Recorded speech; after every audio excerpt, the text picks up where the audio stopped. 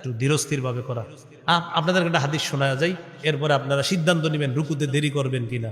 সহিহুল জামে 1671 নম্বর হাদিস। নবীজি বলেন, ইন্নাল আবদা ইদা কামা ইলাস সালাহ উতিয়া বিজুনুবিহি কুল্লিহা ফাউদিআত আলা আতিকাই। কোন ব্যক্তি যখন নামাজে দাঁড়ায় তার সবগুলা গুনাহ তার দুই কাঁধের মধ্যে রেখে দেওয়া হয়। কাঁধের মধ্যে রেখে দেওয়ার পর কুল্লামা রাকা আও সাজাদা, যখনই সে রুকু করে সেজদা করে, তাসাকাতাত আনহু, গুনাহগুলা ঝরে পড়া শুরু হয়ে যায়। বলেন আমার সাথে, রুকু করব ততক্ষণ, বলেন গুনাহ ঝরাতে চাই যতক্ষণ। তাহলে আপনি যদি তাড়াতাড়ি ওঠেন তো গুনার মিটারও কম হবে।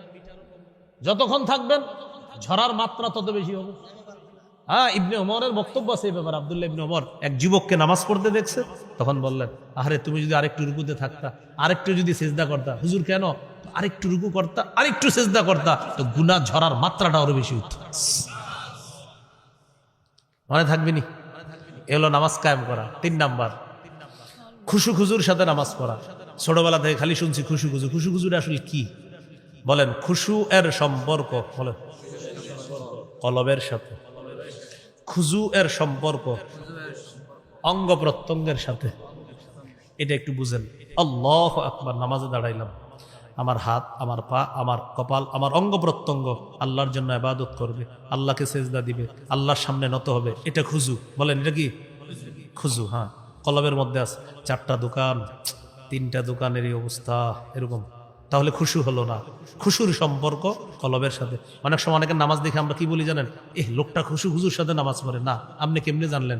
খুজু বলা যায় কারণ তার নামাজে মনে হচ্ছে মাশাআল্লাহ খুব সুন্দরভাবে নামাজ পড়তেছে। খুজু, খুজুর সম্পর্ক দেখা যায়। খুশু হলো কলবে, এটা শুধু রব দেখে। এই জন্য আপনার নামাজ যখন এইভাবে হবে, আমার কলব, আমার অঙ্গ প্রত্যঙ্গ সবকিছু আল্লাহর জন্য ইবাদত করতেছে, তাহলে এটার নাম হবে খুশু খুজুওয়ালা নামাজ। তাহলে খুজু দেখা যায়, খুশু দেখা যায় না। খুশু দেখেন একমাত্র একজন, তিনি কে? আর যার অন্তরে খুশু আছে তার জন্য আল্লাহ নামাজ সহজ করে দেয়। সূরা বাকারা আপনার 45 নম্বর আয়াত, ওয়া ইন্নাহা লাকাবীরাতুন ইল্লা আলাল খাশিঈন। যারা খুশুওয়ালা ইমানদার তাদের জন্য নামাজ একদম সহজ। কয়েল জ্বলতেছে না? আর থাক, সমস্যা নাই, অন্য নিভাই লাভ নাই, একটু পরে আমার শুরু হয়ে যাবে কাহিনী। তো এটা হলো আপনার খুশু। খুশু খুজুর সাথে নামাজ পড়া, এটা মানেও নামাজ কায়েম করা। আমার এজমার সমস্যা তো ঝামেলা হয়। হ্যাঁ, এ হলো 3 নাম্বার। 4 নাম্বার, পরিবারকে নামাজের কথা বলা। সূরা তাহা 132 নম্বর আয়াতে আল্লাহ বলেন, ওয়ামুর আহলাকা বিসসালাত ওয়াসতাবির আলাইহা। আপনি পরিবারকে নামাজের হুকুম করেন এবং ধৈর্য সহকারে নিজেও নামাজ পড়েন। এটা হলো 4 নাম্বার, নামাজ কায়েম করা। 5 নাম্বার, রাষ্ট্রের সব মুসলমান যেন নামাজি হয়ে যায়, এই চেষ্টা করা মানেও নামাজ কায়েম করা। বাকি রাষ্ট্রের মুসলমানরা নামাজি হবে, এই চেষ্টাটা 1 নাম্বার যিনি করবে তিনি রাষ্ট্রপ্রধান। এরকম রাষ্ট্রপ্রধান আমগো কপালে আছে কিনা আল্লাহ তাআলা জানেন। এই জন্য এরকম একজন রাষ্ট্রপ্রধানের জন্য দোয়া করা। আল্লাহ 4 গুণওয়ালা একজন রাষ্ট্রপ্রধান আমাদেরকে দিয়ে দিয়েন।